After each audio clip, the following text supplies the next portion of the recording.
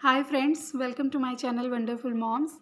और आज का मेरा टॉपिक है कि जब बच्चा हमारा सर नीचे कर लेता है तो दर्द कहाँ होता है। हमें जैसे प्रेगनेंसी के टाइम अक्सर कभी ना कभी कहीं ना कहीं दर्द होता है, लेकिन बच्चा जब सर नीचे करता है तो कुछ स्पेसिफिक एरियाज़ होते हैं जहाँ पे दर्द होता है।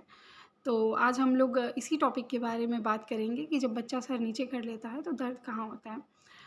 शुरू करने से पहले मैं यही कहूँगी कि मेरे चैनल को आप लोग ढेर सारा प्यार दीजिए, लाइक करिए, शेयर करिए, सब्सक्राइब करिए। सो आइए गाइस, शुरू करते हैं। सबसे पहले तो ये बहुत ही ज़रूरी है कि आपके 7वें-8वें महीने तक जो आपका बच्चा है उसका हेड का जो पोजीशन है वो नीचे हो जानी चाहिए, क्योंकि जब तक आपके बच्चे का हेड का पोजीशन नीचे नहीं होगी तब तक आपकी डिलीवरी होने में बहुत प्रॉब्लम हो सकती है। बहुत बार ऐसा होता है कि 7वां-8वां महीना कंप्लीट होने के बाद भी बच्चे का जो सर है वो नीचे नहीं हुआ रहता है, जिसके लिए आपको अलग-अलग तरह के एक्सरसाइज़ेज़ और खान-पान पे विशेष ध्यान देने की बात कही जाती है। सबसे पहला जो आपको काम करना है वो तो ये चेक करना है कि आपका बच्चे का जो सर है वो नीचे हो गया है कि नहीं। लेकिन आप अपने जो शरीर में होने वाला दर्द है आप उससे भी महसूस कर सकती हैं कि हाँ, अब मेरे बाबू को बच्चे का जो सर है वो नीचे हो गया है। सो आइए to be's mom, be ready to know it. So सबसे पहले तो ये है कि जब भी आप लास्ट जब मंथ नज़दीक आने लगते हैं, धीरे-धीरे 7वां-8वां महीना चलने लगता है, तो उठने-बैठने में ऐसे ही बहुत प्रॉब्लम होने लगती है लोगों को। लेकिन जब भी आपको लगे कि अब आपके जो पेल्विक एरिया है और आपके जो यानी कि जो आपका बॉडी नीचे का बॉडी पार्ट है, उस पे आपको दबाव महसूस हो उठने-बैठने में, जैसे लगे कि नहीं कुछ है, कुछ प्रेशर बन रहा है, तो तब आप ये चीज़ श्योर 100% तो नहीं, लेकिन मैक्सिमम 99% चांसेस होते हैं कि तब आपका जो बच्चा है वो सर नीचे कर चुका होता है।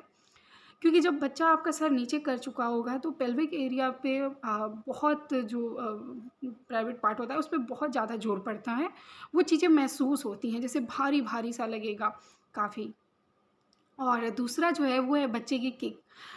बच्चे की किक से भी आप ये चीज़ महसूस कर सकती हैं कि बच्चे का जो सर है वो नीचे हुआ है कि नहीं। पहले क्या होगा कि जो बच्चा होता है वो चारों तरफ किक मारता है जब 5वां-6ठा महीना आपका चल रहा होगा।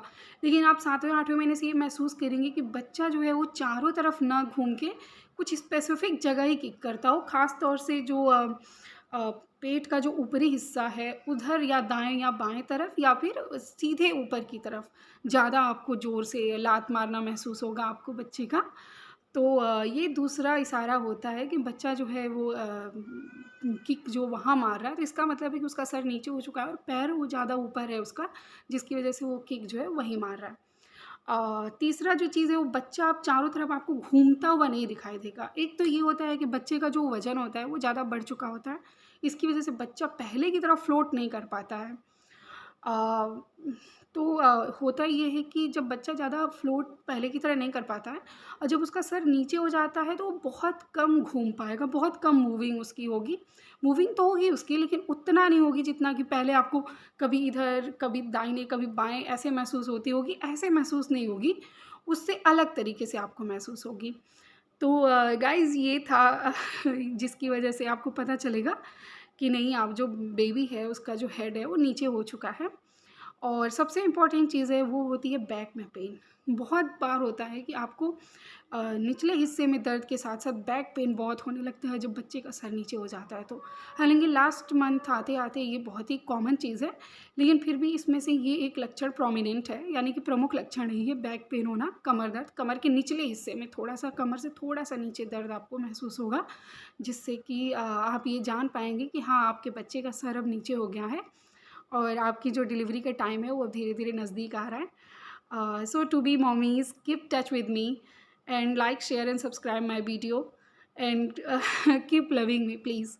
Thank you so much.